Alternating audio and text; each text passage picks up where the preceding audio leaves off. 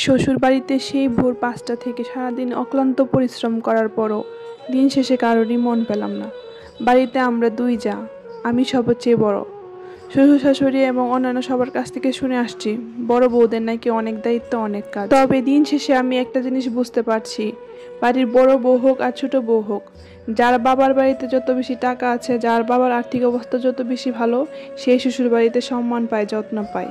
গরিব মধ্যবিত্ত ঘরের মেয়েরা শ্বশুর বাড়িতে এসে সুখ করবে, এ কথা যেন কল্পনার বাহিরে। সারাদিন অক্লান্ত পরিশ্রম করার পরও দিন শেষে বাবার বাড়ি নিয়ে ঠিকই খোঁচামূলক কথা শুনতে হয়। মাঝে মাঝে আমার নিজেকে নিজের কাছে কেমন যেন ছোট মনে হয় মধ্যবিত্ত ঘরে জন্ম নিয়ে আমি মনে হয় জীবনে সবচেয়ে বড় পাপ করে ফেলেছি। বিয়ের আগে আমার অনেক বেশি ইচ্ছে ছিল আমি চাকরি করব। মধ্যবিত্ত পরিবারের মেয়ে হওয়ার পরে আমার বাবা মা সবসময় চেষ্টা করেছে আমি যেন নিজের পায়ে দাঁড়াই, আমি যেন শিক্ষিত হই। তাই বাবা যত কষ্ট হোক না কেন আমাকে পড়ালেখাটা অন্তত ঠিক মতো করিয়েছে। কিন্তু আমার মনের ভিতরে অনেক কষ্ট ছিল, এত পড়ালেখা করানোর পরেও আমি চাকরি করে আমার বাবা মাকে কোনো সাহায্য করতে পারিনি। তবে আমার বাবা মা সবসময় একটা কথা বলেছে, পড়ালেখা কখনো ফেলনা হয় না, পড়ালেখা করলে এক সময় না এক সময় ঠিকই কাজে লাগবে। পড়ালেখা শেষ করতে না করতেই তখন বিয়ের জন্য বাসায় অনেক প্রস্তাব আসা শুরু করলো।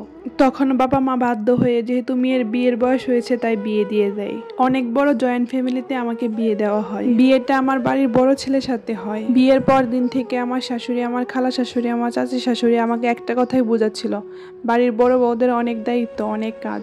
সংসারের যত দায়িত্ব কর্তব্য আছে সবকিছু বড় বউদের এক হাতে সামলাতে হয়। আমি আমার 4 ভাই বোনের মধ্যে সবার ছোট ছিলাম। ছোটদের তো সাধারণত বাড়ির কোনো কাজেই পাওয়া যায় না, আমারটা ঠিক সেরকম হয়েছিল। আমি বাড়ির কোনো কাজেই ছিলাম না, আর আম্মু আমাকে আদর করে কোনো কাজে হাত দিতে দিত না।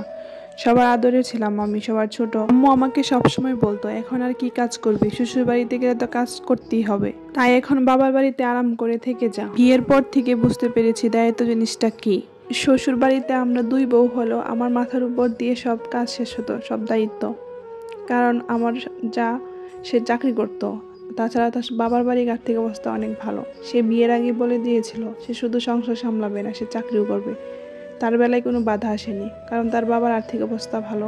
শুধু আমার বেলায় বলা হয়েছিল মেয়েদের মূল লক্ষ্য হচ্ছে সংসার সামলানো, চাকরি বাকরি না। আমি কোনো কিছুতে বাধা দেইনি, আমি সবার কথা অনুযায়ী কাজ করেছি। কিন্তু এখন বুঝতে পারি ছোট বউয়ের ক্ষেত্রে নিয়মটা উল্টে গিয়েছে, কারণ ছোট বউয়ের বাবার বাড়ির আর্থিক অবস্থা ভালো। আমার বাবার বাড়ির আর্থিক অবস্থা ভালো থাকলে হয়তো আমার ক্ষেত্রেও নিয়মটা এরকম হতো। এরকম হাজার হাজার কাহিনী আমাদের আশেপাশে আছে। যাই হোক, আমি বাড়ির সবার ছোট বউ। ঠিক এই পর্যন্ত যারা যারা এসে ভিডিওটি দেখেছেন তারা অবশ্যই কমেন্ট করে জানাবেন। আর এই পর্যন্ত সাথে থাকার জন্য আপনাদেরকে অসংখ্য অসংখ্য ধন্যবাদ।